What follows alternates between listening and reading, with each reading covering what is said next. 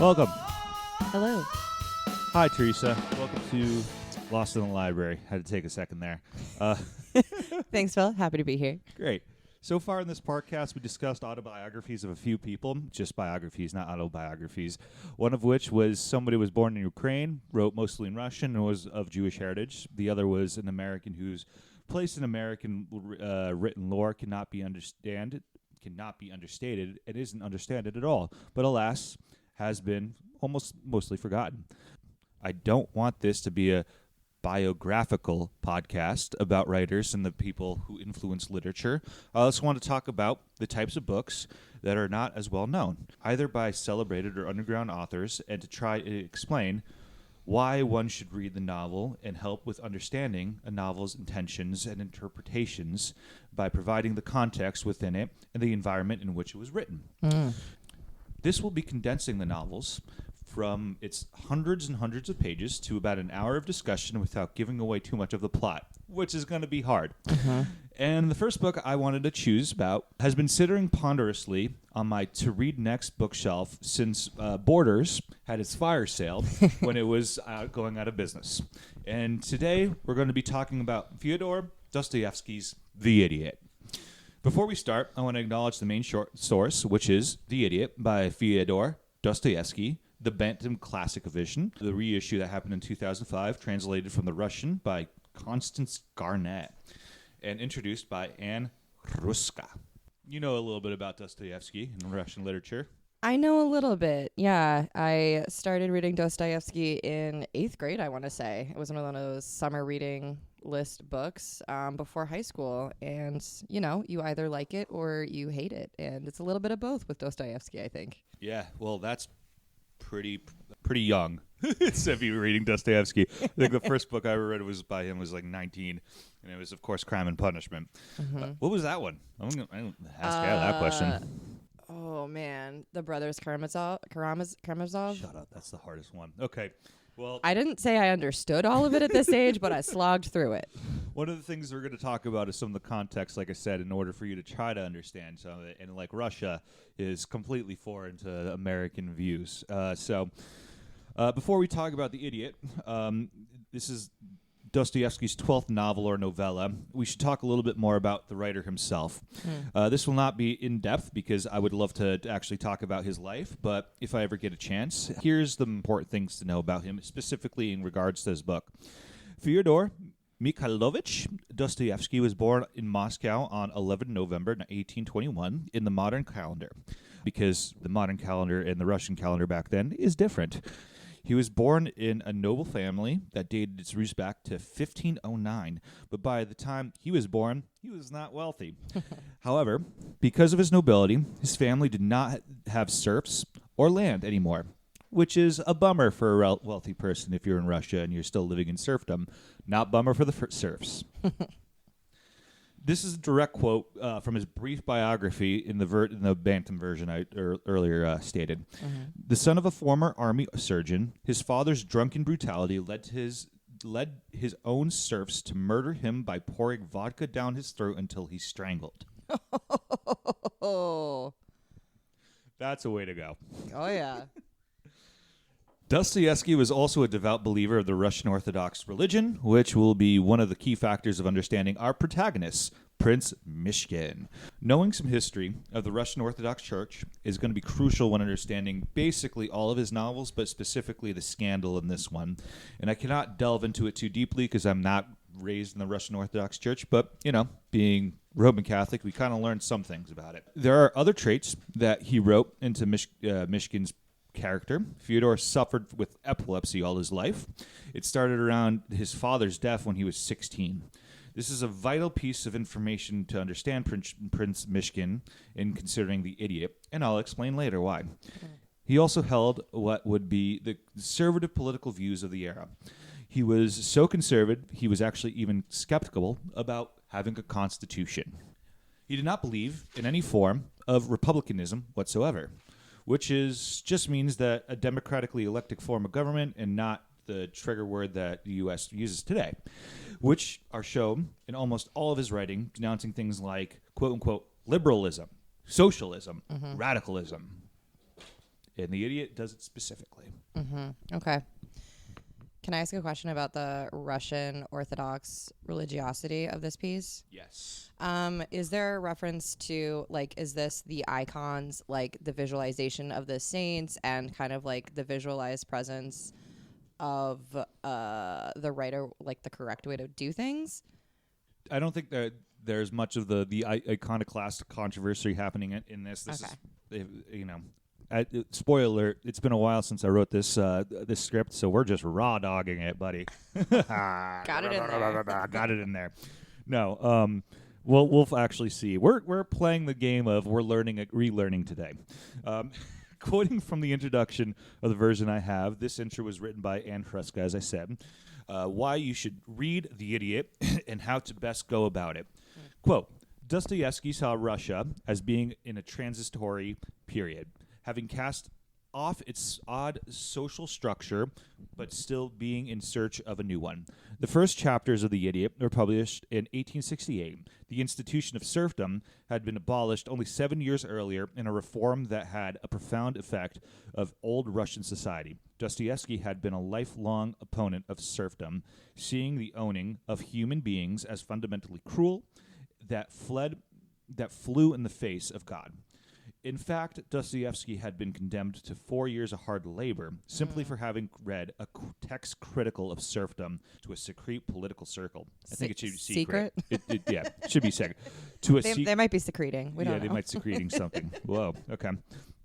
Continue to quote a few pages later. Quote, in short, Russian society, as it's described in The Idiot, is falling apart. Still recovering from the defunct oppressive system of serfdom, it has never found its proper direction and is in danger of being led seriously astray, even collapsing altogether. It makes sense, therefore, that The Idiot would have such resonance in the Russia of the 21st century. End quote. And this is around the same time frame. So 1868, that's before the Romanovs are ousted, right? This is like well before, yeah. They're still in. Everyone still accepts that, like, there is a czar, there is a magical royal family, whether or not they believe in the influence that they have. Yeah, and this is before the first, like, real revolutions are happening. So, like, the early 1900s, before the real Soviet Revolution, which I might talk about later, where, like, literally the czars are being bombed to death in their carriages. So, yeah, you know, like some nihilists threw a bomb and killed the czar. I think it was Nick's fucking father. Nicholas, not Nicholas II. I think it might have been the first. Yeah. I don't remember. So Anastasia being like the person that most people, if you don't know anything about Russian, the Romanovs, you'd be like Anastasia. Yeah. So frame of reference. Those people. Those people. Yeah, if you want to learn about something that's going to absolutely destroy your life for the rest of your life, learn about Anastasia's death. Woo! Let's go. The last bit of context we need to know is a new radical belief that began in Russia during his lifetime called nihilism. We did it. Ding, ding, ding, ring the bell. Let's go. Dostoyevsky was particularly irritated and dismayed by nihilism, from the root nihil, meaning nothing. The nihilists came into cultural prominence during the 1860s, were devoted, at least in theory, to undermining the oppressive czarist government. In practice, however, they were often more interested in establishing new social mores and rejecting old social institutions. The nihilists were particularly known for the philosophy of rational egotism. Those who live according to rational egotism act solely in their own self-interest as a matter of principle. Society will work better if we recognize the egotism that underlies our every action and frankly act accordingly. Dostoyevsky was horrified by this idea, which he saw as a possibly rationalization for all things wicked behavior. He was particularly incensed by the atheism that was universal among nihilists. End quote there. And a few characters will be nihilists in this book. Nihilists are fascinating in their beliefs because they're absolutely nuts, and I cannot do it justice right now to talk about it. If I can get a copy of Nikolai Chernyshevsky's massively influential book or novel called What Is to Be Done, I will do it and read it later in my life, because Vladimir Lenin wrote a similar book called What Is to Be Done, stealing the name completely from him, and he was so influenced by that. And now we have Putin. Still have Putin. We still have Putin. We still have Poutine, too, in this site. But putting a bow on Dostoyevsky. He died in 1881, decades before true consequential reforms and revolutions actually took place, but that he was feared about. But, fuck him, I guess.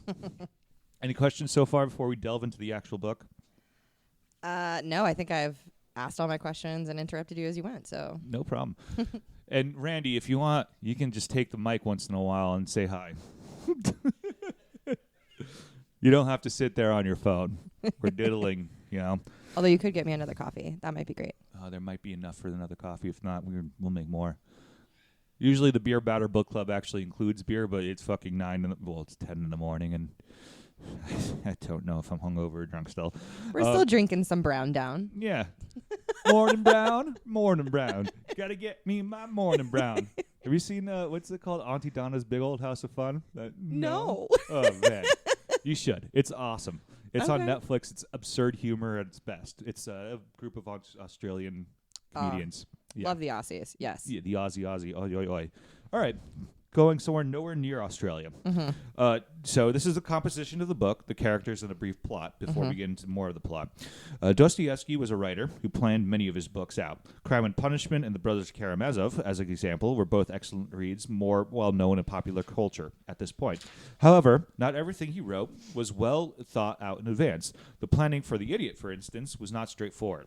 It was a novel he struggled with finding what he actually wanted to say and the kind of main characters and the linchpin for the final version itself.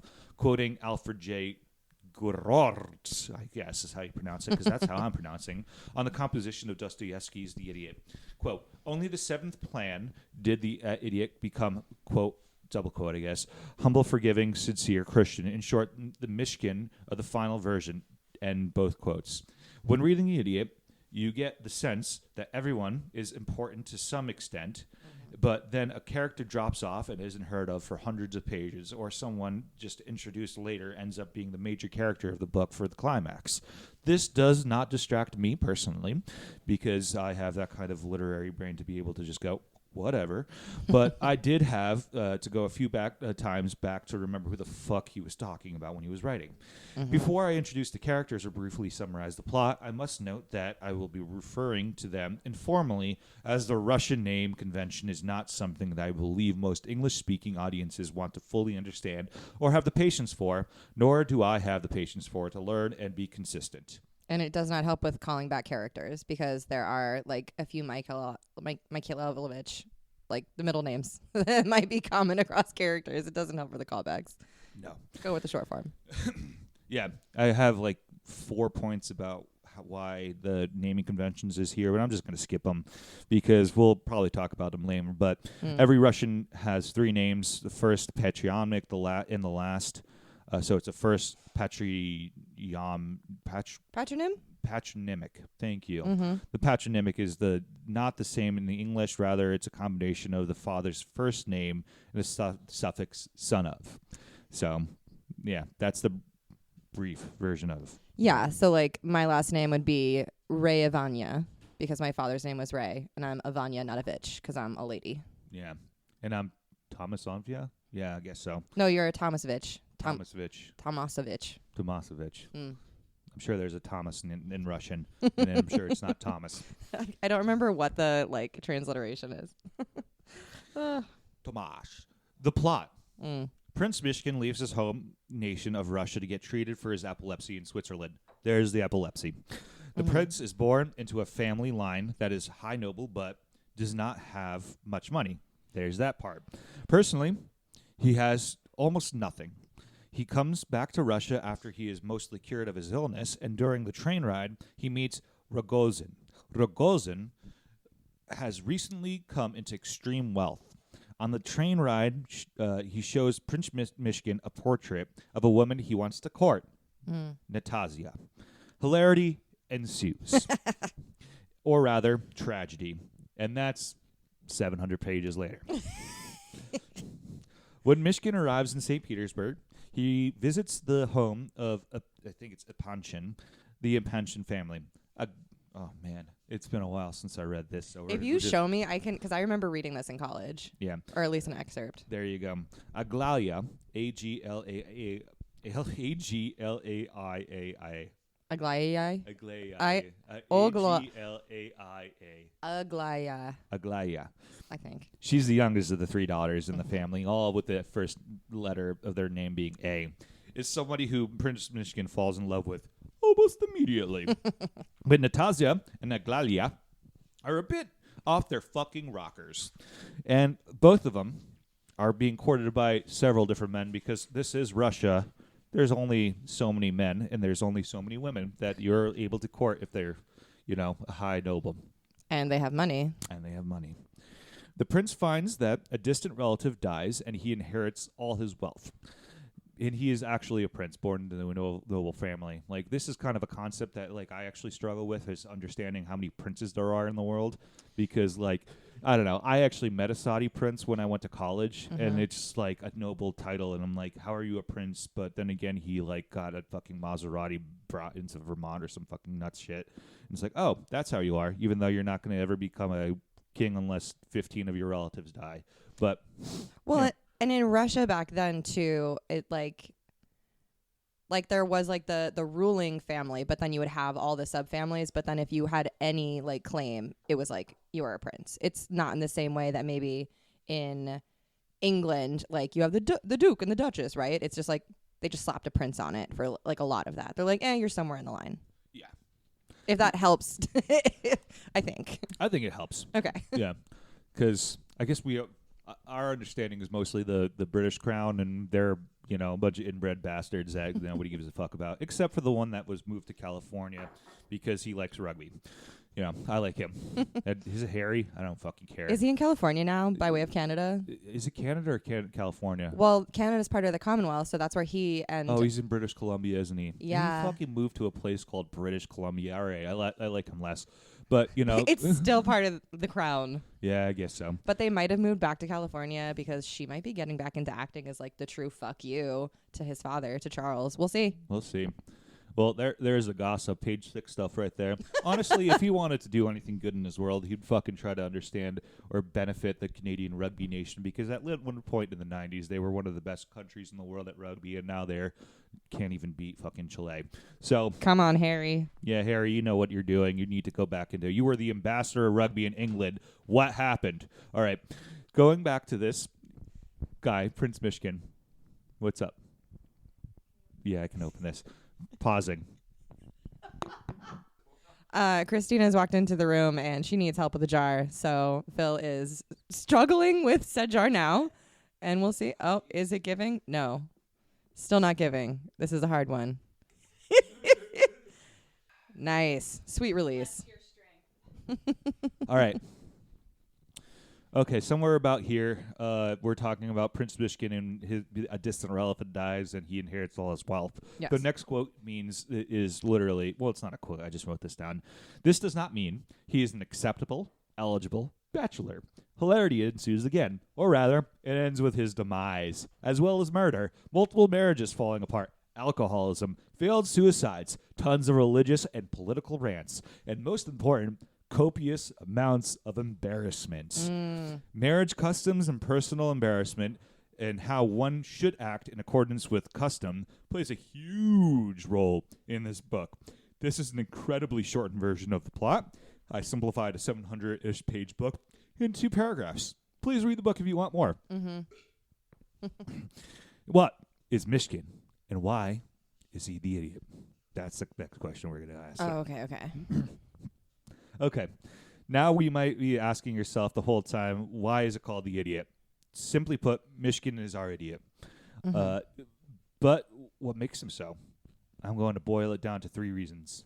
1, and these are going to have a lot of explanations, so bear with me. The first is the concept of the religious idiot, whose piety is the defining factor of one's personality and literally gets in the way of self-preservation and self-interest. Quoting Anne Hruska into the intro of the version I bought of the book again, quote, "In the Russian church, there exists a strong tradition of the, quote, holy fool, unquote. It's drawn from St. Paul's epistle to the Corinthians, in which he writes, 'We are fools for Christ's sake, but you are wise in Christ.'" That's 1 Corinthians 4:10. if you're religious, you want to fucking look it up. Some of the most beloved saints in the Russian church are, quote, fools for Christ's sake, unquote. Holy fools scorned the pleasures of the flesh, often went barefoot in the winter, and frequently behaved in ways that could seem irrational and nonsensical. In the 19th century Russia, some people who lived as holy fools, eating food given to them in charity and sleeping in the streets. Many of them might now be identified as fucking insane. But the Russian church valued holy fools for devoting their whole lives to God, for living in the reason of Christ that had no use for practical concerns and that was higher than reason, unquote. I added the exploratives, but yeah. So in a kind of state like Russia where the church is kind of intertwined with the ruler, right? Because there was always like Rasputin, you know, he was the famous monk, like they were in tight with the monarchy, the king, whatever. The religious school also kind of helped control the people. If you're rewarding the like, oh, you're right, you're being devout, so we're going to praise you for this, and I don't know, maybe make a saint out of you, make an example out of you. It helps to control a very large nation of people. Yeah, absolutely. And that's how religion and the theocracies end up doing that kind of control. That's why you don't have theocracies. I don't know. It's always suspicious when your main religious figures are driving Rolls Royces down the fucking streets of impoverished neighborhoods. Or wearing velvet shoes that like look amazingly comfortable and stylish. Mm-hmm. Those beards, though. Have you ever seen them? The Orthodox Russian beards. Yeah, those beards. Perfectly coiffed. Yeah. Beautiful.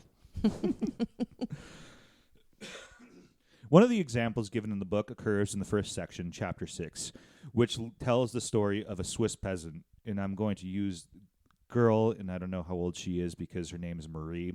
And girl, this is Russia. I'm not going to say anything. This is going to be not weird. Marie lives in a Swiss village where Mishkin is being treated. Well, when I say this is Russia, I mean this is Russian literature, not Russia itself. Okay, so Marie lives in a Swiss village where Mishkin is being treated. One day, a French merchant comes into town. He lures and seduces Marie, who leaves with the French guy. However, this French merchant is a bad man, and soon Marie comes back to the village in disgrace. Marie, being little more than a peasant, is humiliated by this encounter. Everyone shuns her. The pastor in her local church uses her as an example for how filthy and rotten humans can be, and how much disgrace one can bring upon oneself if you don't follow the right message of God. Her family kicks her out of her house. Marie ends up destitute. The only way she survives is she shows up to a barn and starts milking cows just randomly to the farmer's dismay. Mishkin, seeing her piteous state, approaches her. This is after so much abuse and trauma that she can't tell if he's actually doing this for the lulz or for out of curiosity. It turns out that Mishkin is basically the only sympathetic adult in the entire town. People first shun Mishkin for doing this, but being an outsider, he's already considered an idiot for another reason, which we'll talk about afterwards. He gives zero fucks. He encourages the kids to be nice to her, the kids, actual little children around. He says Marie is another one of God's creatures and deserves love. The kids follow Mishkin's pure heart and innocence. Soon, everybody provides her the smallest amount of dignity. She's treated well by kids. The farmer allows her to help in the farm more openly and gets a little bit of pittance for it. The parents of the kids no longer shun her, but the years of destitution and starvation caused her serious illness. She dies shortly after this last change of her life, but she dies with dignity and with the women of the village taking care of her.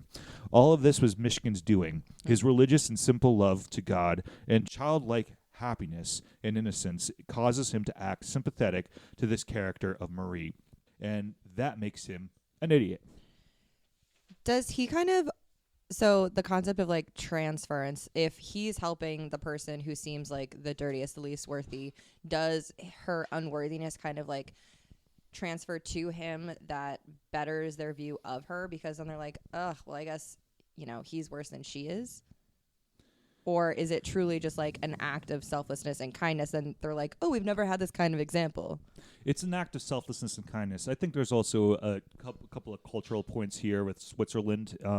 Specifically, at that point, was Calvinist, I think. No, that's Austria. But it was also like, I think it was both. You know, there's a religious aspect of this where basically, like, obviously he's a religious idiot, but I think, because Dostoyevsky does this throughout all his books, he's actually throwing shade on different countries here. Sure. So the French being like, even to this day, they have the stereotype of like having a lot of different, like, I don't know, sexual partners, even in marriage. Mistress culture. It's just the culture. So like that person taking a person named Marie away, who also Mother Mary, there's a lot of, I think, symbolism going on. She's the virgin made impure by this other person. Kids being the first people to actually like take care of her, and then the women reluctantly accepting them. That story is just out of one chapter of the book, and like, it's a story that Prince Mishkin tells to a group of Russian nobles, the Apachins specifically, I think, at that point. So hang on. So Mishkin is telling this story to a group of nobles. He's like talking himself up in a way to make him seem like a better person and more like prime for marriage, because he's like, oh, this like one thing that I did actually ended up changing like an entire village. Not prime for marriage. He's definitely having a conversation. I don't think he's actually talking himself up in the way that you would expect somebody to do so. You know what I mean by that? Like, he's talking himself up in the book in order for him to like be accepted, not for marriage. He's just having a conversation about what he did in Switzerland, and like having a conversation about innocence and about accepting human beings for who they are. Is this a mask for his epileptic treatment? No, but we are going to talk about epilepsy in a second. No, this is different. Okay, because I am just trying to like change the lens of it. And it would be very egotistical if somebody just like came in and they're like, let me tell you about a life I changed in Switzerland. She was amazing. She lived a great long life. You should think better of me. No, he's too much of an idiot to have that kind of like manipulative aspect of his life. Okay. What do you mean? Okay, so he's just like sitting in a corner and just having a conversation that just comes up. It's innocent. Yeah. Oh yeah, this one time. Yeah. Okay. Yeah, it's part of his personality is just having that conversation. This is what I did. Those tangents. Mm-hmm.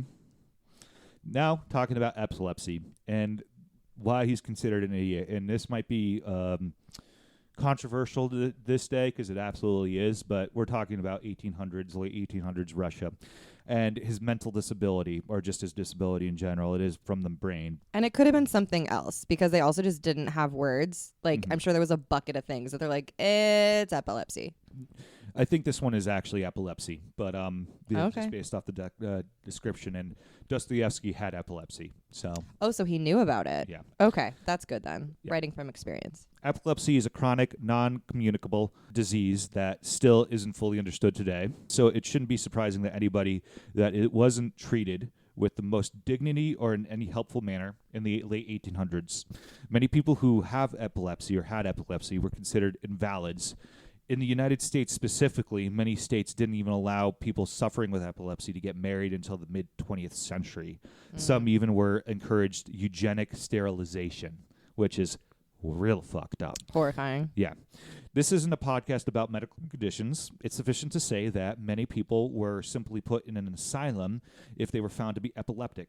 A focal point in a different book called One Flew Over the Cuckoo's Nest by Ken Kesey is trying to figure out if people in the asylum were actually crazy or not.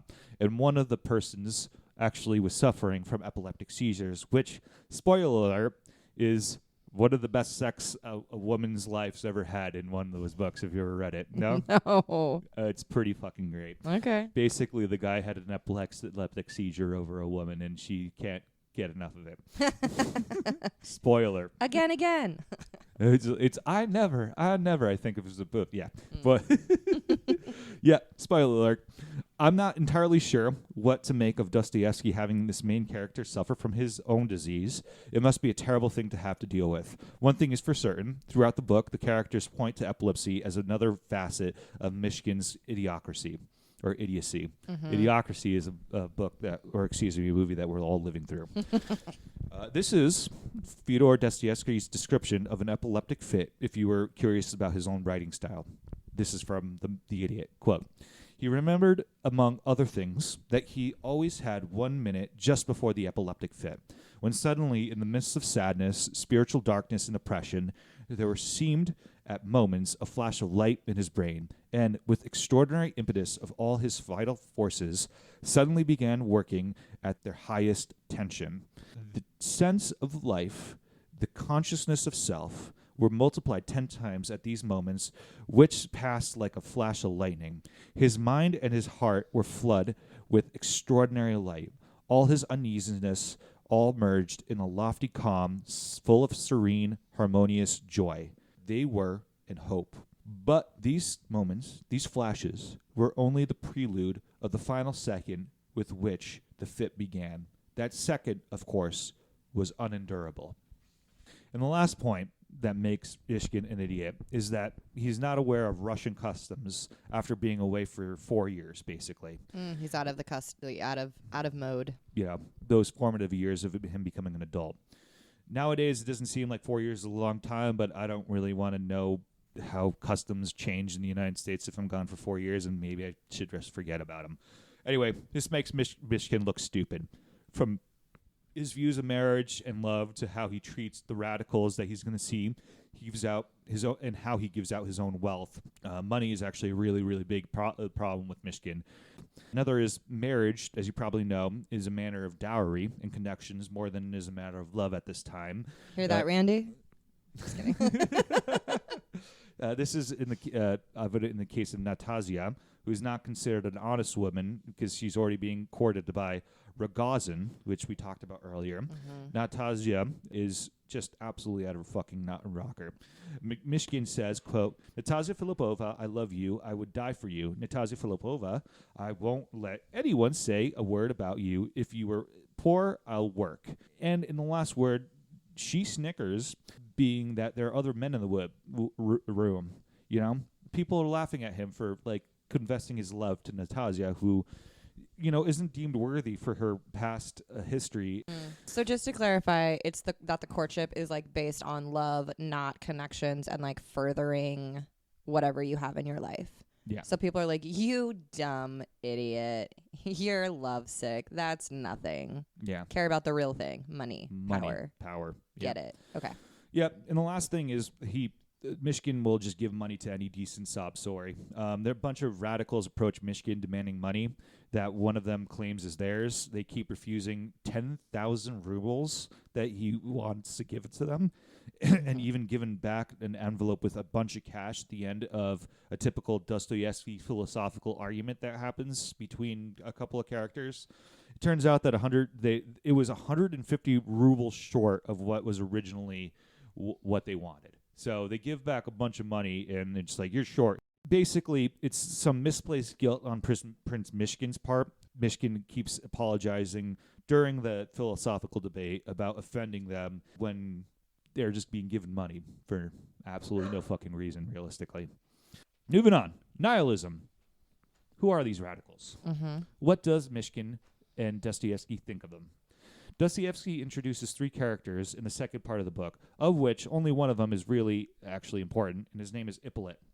Ippolit and his companions are nihilists who are trying to trick Mishkin out of his money. This is how they are introduced in the book. Quote, "They are different, a special sort. My nephew tells me they have gone far beyond nihilists. You are wrong if you think you'll abash them. By your presence, your excellency, they won't be abashed. Nihilists are sometimes well-informed people, anyway, even learned. But these have gone further because they are first out of business. This is a sort of sequel to nihilism, not in a direct line, but obliquely by hearsay, and they don't express themselves in newspaper articles, but directly with action. A couple of pages later, Dostoyevsky writes, quote, "One felt that somebody had only to utter one word to start them, and they would all begin talking at once, interrupting and tripping over each other." These quotes, I think, shows the lack of respect Dostoyevsky has in the radical new group, bumbling idiots who are trying to shake up a system but can't stop tripping over themselves. Figure that one out. It also shows what stage in the movement the nihilists are during the time of Dostoyevsky's later years in life. A group of nihilists ended up bombing Tsar Alexander II's carriage in 1881, the same year of Fyodor's death. They went from being a group of radical political ideas to murdering the political leader in about 20 years, and their rhetoric kept escalating before, during, and after. Not that this sounds familiar in any modern light or anything like that, and I'm not saying it should, but Never seen it. Never seen it. Never No. happened. No. Yeah. Or let's just say like 40 years after 1881, when who knows what happens there. Yeah. Moving on. Nihilists, though, weren't all bad or entirely violent. They wanted to provide more rights to women and more independence to women than the Tsarist Russian culture allowed, which isn't saying much, but it's something. This is all culminated in a public topic of discussion during the 19th and 20th century in Russia that was known, quote, "the woman question," unquote. Dun dun dun. Which anytime in your life you have anything called the blank question, it's bad. There's never anything good about it. Yeah. It's never, ever a good thing. And in this case, trying to figure out the woman's place in Russia. And to this day, it's affecting the culture. And this is also like a very long time after Catherine came around. So like they've been trying to figure out if a woman can actually do anything for hundreds of years. It's honestly, they didn't talk about it, but Catherine the Great is one of the main reasons why they have this question in general, because men could not fucking understand how a woman could be so powerful and impact so much of everybody's life in an absolute monarch that at the end of the day, they wanted to completely suppress women's rights. It's unbelievable how influential Catherine the Great actually was to Russian culture, how bad she was to everybody else. But yeah. Sure, yes. They should probably be praising her if they were actual Russian tankies, the way that they fucking praise Stalin. Yes. But no, they don't. Yeah, no. It's a disjointed thought process that I will not get into because it's nuts. Yeah. Okay, going back to Aglalia Apachin, who is one of the women in Meshkin courts, and her two sisters are starting to practice a form of independence that allows them to marry who they want and have their own opinions. Fucking shocker. Yeah. This is what Aglalia's mom has to say about it. This is her own mother. Yep. Quote, "They are growing into nihilists. That's what it comes to," she repeated to herself every minute. For the last year, and especially of late, this melancholy notion had grown more and more fixed in her mind. To begin with, why don't they get married? She kept asking herself. To torment their mother, they make that the object of their existence. And it all comes from these ideas, these cursed women's rights. Didn't Aglalia take it into her head 6 months ago to cut off her own magnificent hair? Oh yes, the hair, the only thing a woman is good for, the long flowing locks. The long flowing locks. It continues the next page, and bear with me. And now her mother is talking about the eldest daughter, Alexandria. So, Alexandra, not Alexandria. Sometimes she fancied her daughter was utterly hopeless. She's 25. So she will be an old maid. Spinster. And with her looks, her mother sheds tears at night thinking about her. Yikes. I know, right? Again, I guess he died earlier back in the day, and still to this death, I think to this day, like something like a quarter of all males in fucking Russia die before 40. But like, well, all the wars too. Yeah, and alcoholism and cold. But well, so what was Dostoyevsky's like view on women's rights, though? He's incredibly conservative in general. So everything you think about Dostoyevsky, think about him in the most conservative light. So he means what he writes as the mother. He's like, oh, these loose women are bringing our society down. Who needs them? You know, it's hard to put words into his own mouth because he died in 1881, but I'm going to make the fucking assumption that, yeah. I mean, this is a guy who fucking wanted the king, right, the Tsar Nicholas to live forever.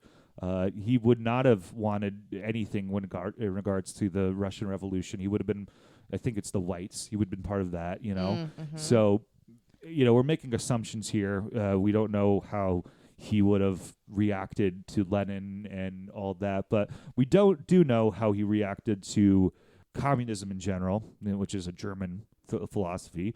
He didn't enjoy that.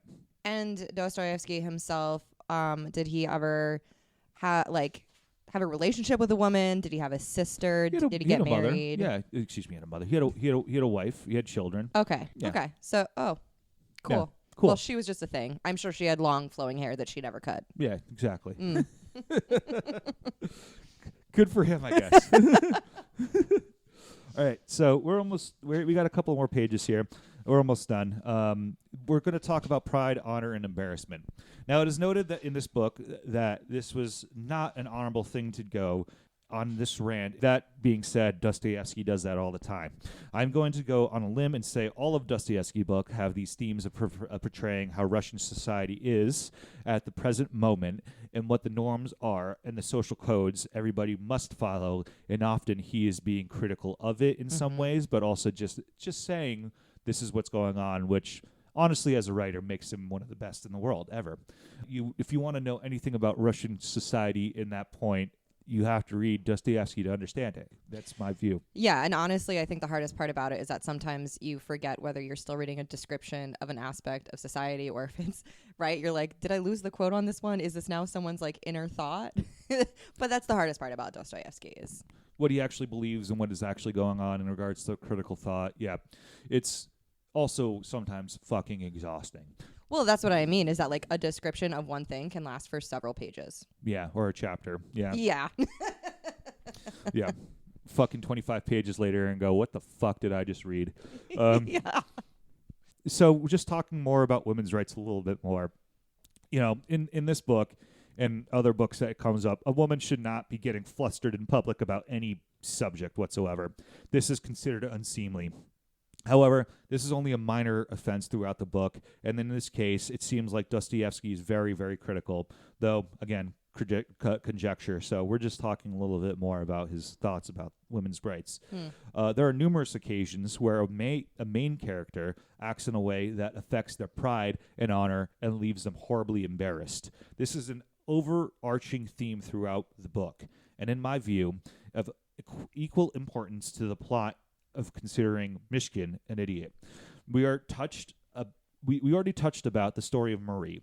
When Prince Mishkin was reciting this story to the Apachin family in their very first meeting, this family could not help to feel that this was an embarrassing way to show how much compassion Mishkin actually had. It also helped smooth their initial distrust of a haggard stranger claiming to be a prince.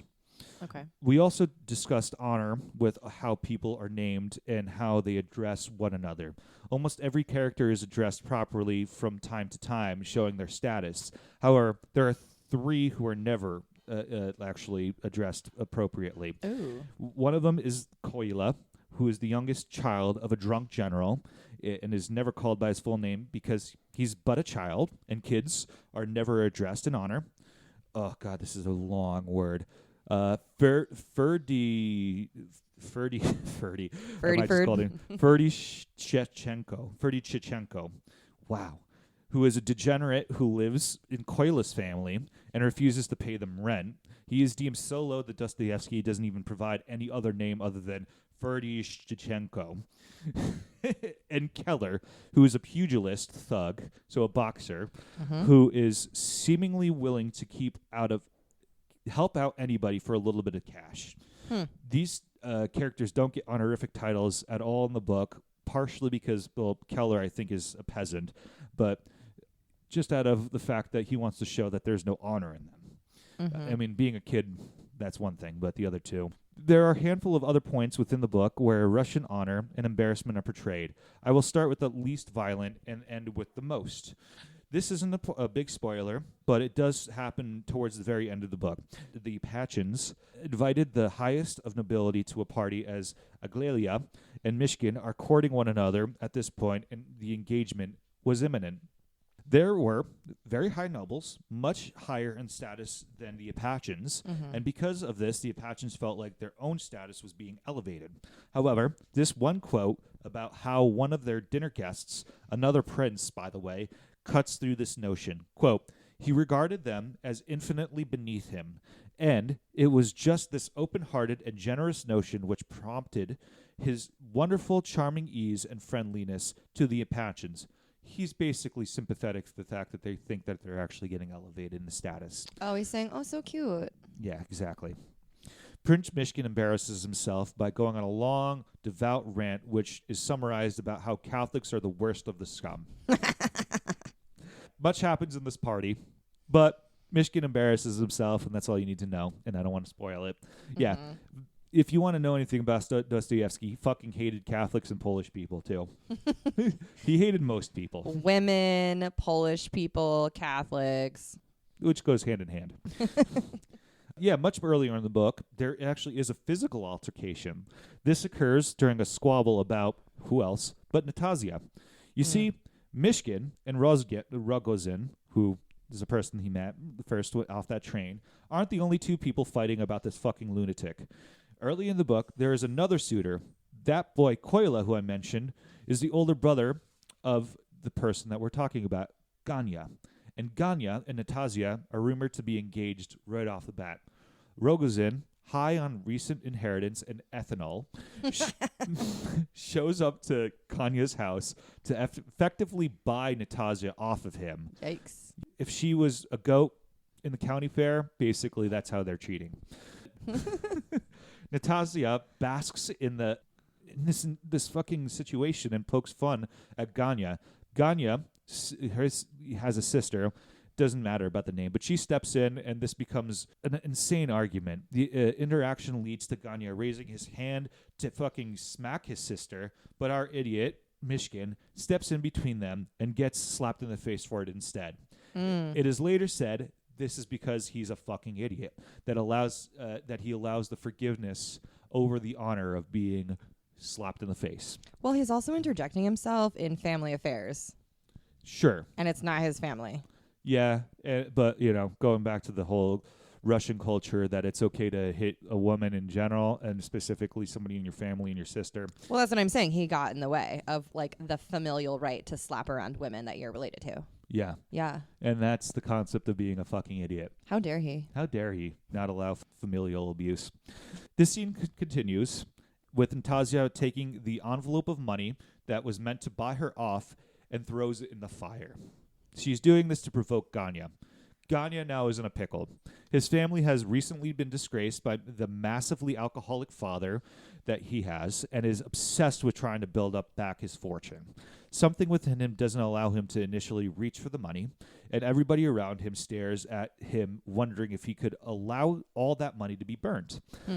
But if he does reach for it, and burn himself in the process physically, he would also burn his reputation and honor by accepting what is effectively a bribe for his reputation in exchange for a woman's hand. So, does he reach for the money? Does somebody else in the room reach for it? Does it burn entirely? You'll just have to read the book to find out. Is it made of coins that don't burn? Oh my God. Bum, bum, bum. And the last scene I will discuss a little bit about is actually a spoiler, but it is important to discuss in regards to the honor and embarrassment. Remember that nihilist radical Ippolit? The one who was helping his buddy out to try to get money out of Mishkin earlier? Yes. Well, he's a sickly person throughout the book. He goes on massive diatribes, often, a very common characteristic at all of Dostoyevsky's self-righteous monologue novels. And this diatribe is about self-destruction, self-preservation, and how they equal one another in the human experience. He states that at the end of his diatribe, he's going to commit suicide. Bum, bum, bum. Key change. He goes through all this, and it doesn't do it, actually, because he gets outside of the building before he pulls the trigger. Yep. The gun doesn't go off, also. So, this came from a horrible sight to behold to an embarrassment for Ippolit. What shame. What shame. One of the several characters start poking fun of him behind his back almost instantly. Of course. Because he couldn't go through with his plans and kill himself and is incompetent enough to do it. He is now embarrassed for his rest of his life. There are sometimes no lessons in literature. This is just to highlight the Russian psyche at the time. You're too pathetic, you can't kill yourself is basically the fucking joke. Well, and then it's also like he never tries again, which you're like, wait, that's a good thing. Yeah, it is. But then he's just too it's doubled. It's twisted. It is twisted.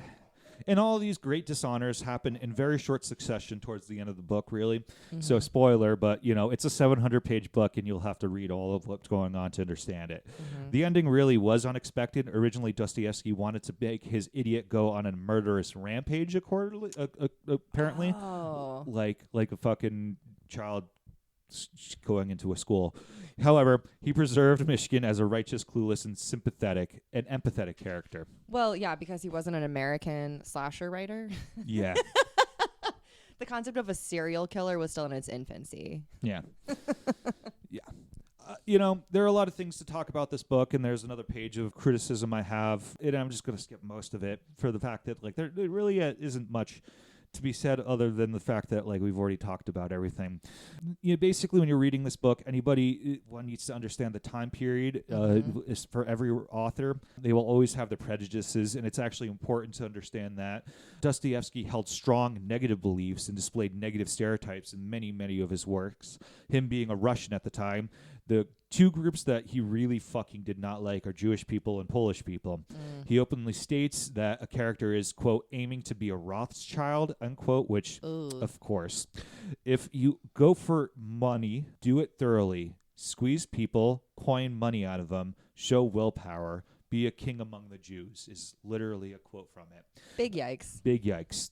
Towards the end, one of the Apache girls marries a Polish count, but he is portrayed as this deceitful person that abandons her. There's another character he portrays, a deceitful person, as somebody, quote, a little somehow attached to himself in a party, quote, and the party being a drunken orgy Rogozin is having. So out of all the people in the party that is being absolutely wasted, he's pointing out to this one Polish person being the worst of the worst. Yikes. But I think you read Dostoyevsky for the excerpt that you read earlier, where it's a very compelling description of something that is just a blip in the human experience. And then you're like, oh, wait, I might not know that exactly, but I get a sense of the taste of it. And it's important to read, in my view, and this is just off script, because you get to understand the culture and how the world was like in their viewpoint, in order for them to understand, this is the late 1880s, or early 1880s. This is how I viewed life because of the social implications and the aspects behind it. And why is it important? Because we had the Red Revolution to blame for this kind of mindset. And you really shouldn't divorce history from the literature of the time, because they enrich each other, and you can only understand it as a person not from that time, not of that culture, if you're actually reading both. Yeah, to end it, The Idiot was actually made in a TV series and ran in Russia in 2003. I tried to find it online. Oh, my but God. I know. I'm actually kind of curious about this, because it must have been... It's compared as a phenomenon, the same phenomenon that... Phenomenon. Phenomenon. Ba-ba-ba-da-ba-da. Ba-da-ba-da. It's compared to the same kind of impact that The Sopranos had at the same time. Ooh. To a much lesser extent, where people would watch and discuss it and wait every single week. It was probably broadcasted on more public stations because they have more of those other than HBO at the time. Right. Interesting. Plus the state running that kind of rhetoric. At that time. Yeah. Interesting. And especially 2003. Yeah, that's pretty late on. And was Putin running the country in 2003? I think so. Interesting. Mm-hmm. Yeah. Yeah, and the last quote I want to say, it's completely out of context, but I thought it was funny. So, quote, "An ass. That's odd," end quote, she observed. Quote, "Yet there's nothing odd about it. One of us may even fall in love with an ass," she observed, looking wrathfully at the laughing girls. It happened in mythology.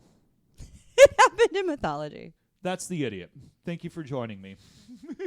This has been great. Any questions? Any last things?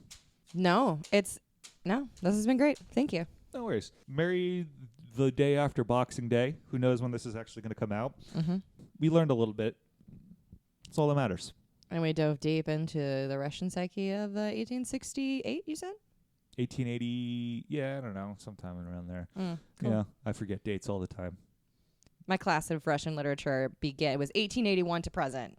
So, and this was one of our first excerpts that we read. There you go. Yeah, if you want it, I'll give you a copy of the book. I have it. You can have the rare version of the Borders version at this point. Oh yeah, it's a collector's item. It's a collector's item. I have a few of these by him. And at this point, who knows if Borders is ever going to come back again, because it won't. It won't. No. Thank you, Theresa. Thanks, Phil.